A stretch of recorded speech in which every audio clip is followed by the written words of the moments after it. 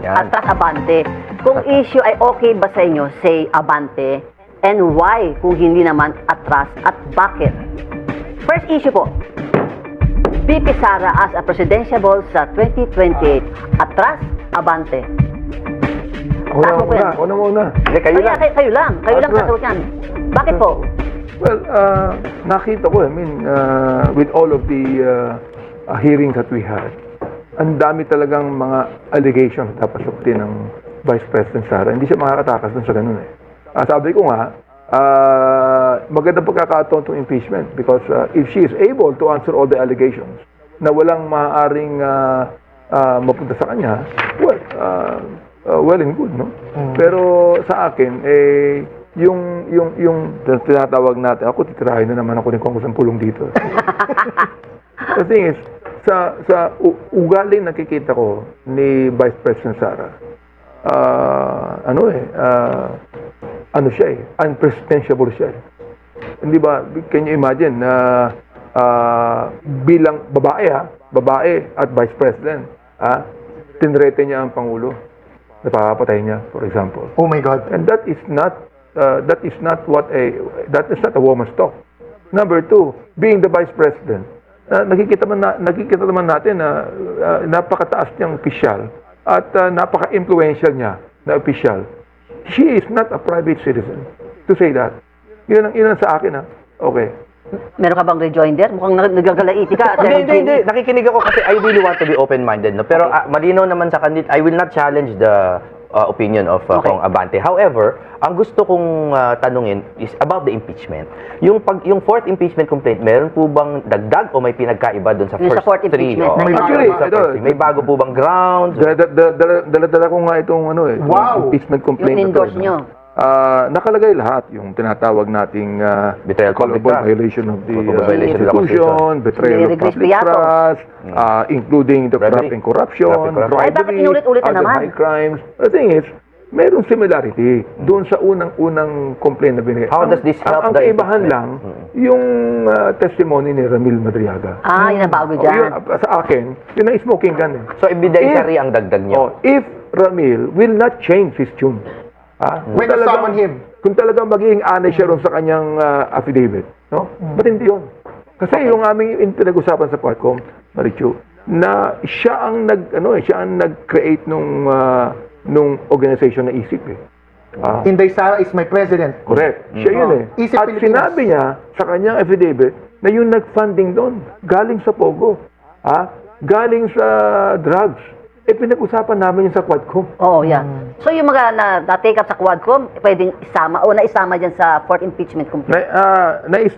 Naisama yung kay Madriaga, naisama yung mga confidential fund. Oh. Pero yung sa Quadcom? Quadcom, naisama ni Remil Madriaga yung sa Quadcom. Kaya nga, dyan nasa fourth impeachment, yung mga evidence lang. Na-connect ni Ramil Na-connect. Madriaga. So kaya in-endorse nyo, nandun yung nakuha yung mga ano. Ang tanong ko lang po dyan, Kong, ito pong si Madriaga, do you think he will stand well in public scrutiny, and do you think yung attacks on his person, at marami na rin kasi nag-attack sa kanyang kredibilidad, I'm not challenging it personally. Di ba I'm nasa asking billing you, din siya ngayon? yes, Alam mo, I'm asking you lang if you think, kasi it's to help your, to help the impeachment complaint, okay ba na witness si Madriaga? At this point in time, masasabi ko okay pa siya. Maski nasa bilibid siya. Unless otherwise, he changed tune. He recants. He recants. Oo. He recants the affidavit. Pero ngayon okay pa siya. In fact, he even said that he is willing to appear for the impeachment court. And Madriaga was a former security person. Correct. Oo. Hindi lang yan. Marichu, nakikita ko, very educated pala siya. Nakatapos ng law. Hindi nga lang nakapasa. Ng bar. Oo, ng bar. Ako, pumasa ako, Atty. Jess. Of course! Nakalaboso naman siya ngayon, nakabilibid. Nakalaboso ngayon. Pero the thing is, sa akin lang Sorry, as the fourth complainant, when do you expect your complaint to be tackled by the Committee on Justice, one? And second, do you expect Ramil Madriaga to be summoned or subpoenaed to appear before the Committee on Justice? Palagay ko I would suggest that kasi sa Committee on Justice, pag-uusapan pa yung rules dyan eh. kung talagang pwede mag-appear yung witnesses. Oo, yeah. Alright? Or kami lang ang mag-explain. Oh, parang mini trial, di ba? Yun oo. The thing is, mag-a-apply siya sa impeachment court. Sa Senado na. Ano ha? But the thing is, meron pa panahon eh. In fact, the chairman of the Committee on Justice said, may 10 days pa eh. So therefore, nasa office na yan ni Speaker, pupunta na yan sa Committee on Rules. Oo. The Committee on Rules will put that dun sa Committee on Justice. Pag-uusapan niya, mga 3 days. Oh, 3 kasi days nasa lang yan. speaker's office na yun, na yung Oo, apat eh. Correct. 3 Ang days next lang day, yan. ano na? Ah? So, dapat next 10, week. 10 session days ha. 3 days lang yan. Pagkatapos niya, papasok na yan ng plenary. O kasi malapit na ang recess na naman ng Kongreso dahil sa Lenten break. Yes. Aabot pa ba yan, sir? Abot. Ang trivia ko lang dyan, correct me if I'm wrong, Kong, no? Ang Committee on Justice is still a committee like any other Yeah. committees. Yes. And I recall Kong Jinky Luisto saying a committee can actually still invite resource persons, even the Committee on Justice acting as an impeachment, part of the impeachment proceeding. So, yun lang ang ano ko, inaantayan ko, tinitingnan ko, gagawin ba ng House na tawagin sila ng Madiaga? Hindi nila ginawa yan nung impeachment ng Pangulo eh. In fact, I was waiting for the Makabayan Bloc, for example, to invite a resource person. They did not. Hindi kasi naman natuloy, Wala eh. di ba? Substance. Hindi naman nire-rely. Pumasa sa form pero sa substance, hindi. Kasi nag-walk out kasi ako. And they will be outvoted. Sorry kung siyempre, politika tayo. The Makabayan Bloc will be outvoted. But if you want to summon Ramil Madriaga, hindi kayo ma-outvote. Hindi, tanong ko lang to sa dalawang panyero natin. Di ba, may... Kasi kung if we'll invite Marichu, if we're going to invite Madriaga, Oo. mahaba pa eh. So let him just testify sa O, swear again to his affidavit. kasi. Ako may tanong lang ako kay Kong Benny, no? Man to man, heart to heart. Yeah, sige, sige. Kasi magkaibigan na tayo. Tama yung dalawa. Hindi, kasi siyempre, alam niyo naman yung kulay ko, wala Oh, akong yeah. taguan. No? Oh, yeah. Ang galing sa puso. Yung pang impeachment complaint, ang purpose po talaga is to hold her accountable or to prevent her from running as president. Which is an innocent, sa akin, honest question. Totoo ha. Ang Diyos ang witness ko dito. ha? Yes. As God is my witness. Oy, It is Baptist to pastor, hold pastor her siya. accountable. Okay. It is for her to answer all the allegations that she did not answer during the The good Quadcom. government meeting. So this is not at all in your heart. Hindi ito to prevent her from running because she's very strong. We all admit Pero to that. na-impeach no? na I mean, last year, di ba? They Void tried to ab impeach initio, her. void Oh. ab initio. So Oh. hindi siya na-impeach. Oh, pero I mean, they tried, but Yes. And actually, wala sa House yung decision because the Senate, even if it convicts, pero unlikely Correct. nga sa ngayon sa politika to convict, they can just say, remove her from office. Iba pa yung removal plus Disqualification. I know. But we all know that magkapatid So, yun. Senador, I mean, Diba? more than si Kong Benny, Prosecution lang kami. Senador ang may judges ano yung dyan. Senate. Yes, Senate. but we know na that is the natural evolution of that. And ano. impeachment. Wala naman tayo ng ano dito, In fact, mga grade 3, di ba? Ako, meron nga ako reservation. For example, like in the Senate. Baka hindi pa manalo yung impeachment eh.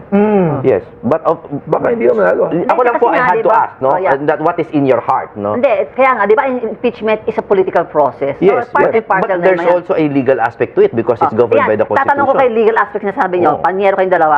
Di ba may sinasabing fruits from the poison tree? Fruit Eh, of the poisonous tree. Oh, yeah. Di ba si Madriaga? yung evidence kapag yeah? tainted. Oo. Do you think dapat mag-qualify yung si Madriaga sa ano na yun? But Hindi ako lawyer, pero i-argue ko ganun. the only thing is, if ever that Vice President Sara loses in the impeachment court, she cannot run anymore. Yun ang palagay ng marami. Yes. Pero ako, ang unang purpose ko dyan is for her to be accountable to the people. Because, look hindi naman pinag-uusapan dito yung kanyang pagtakbo bilang Pangulo eh.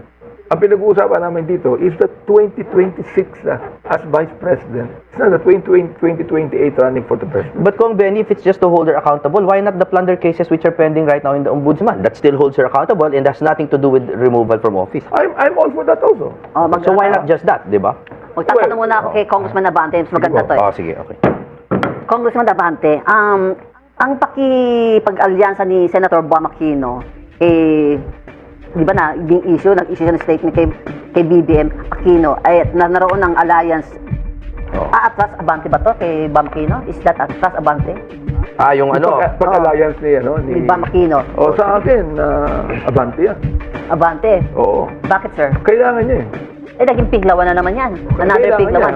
Kailangan ngayon ng kalaban ni Vice President Sara ang tinatawag na unity ng Piklawan saka ng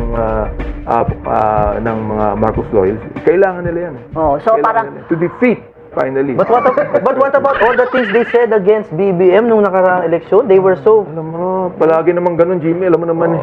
Alam mo Kaso naman ang mabibigat eh. Pati yung mga estate tax nila, Alam mo Marcos, naman ang diniin nila politics. ng diniin yan. Ay, di, Sa sa bagay, kanya, I mas understand. okay si Senator Bam, wag lang Senator Risa. Diba? Sige lang.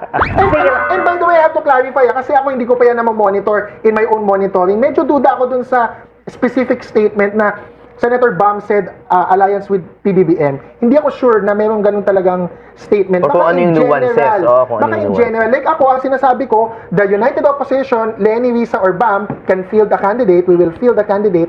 If the Marcos loyalists and BBM wants to support, they can. They will not be prohibited. They can vote for Lenny or Risa or Bam. But yung formal alliance, I think matagal pang usapan yan Yeah. sa Pinklawan. Ang layo pa nga, di ba? Dapat 1 year before. Anyway, Hindi, ang iniisip ko naman is for the good of the Filipino people. okay. Not anymore yung Lahat naman. personal na pag-aaway nila, but for the good of the Filipino people. Ngayon, If for the good of the Filipino people, Risa versus Sara, will you support Risa? mamaya, mamaya, yung out of order na. Kasi tayo magpupolitik po to, poke tayo,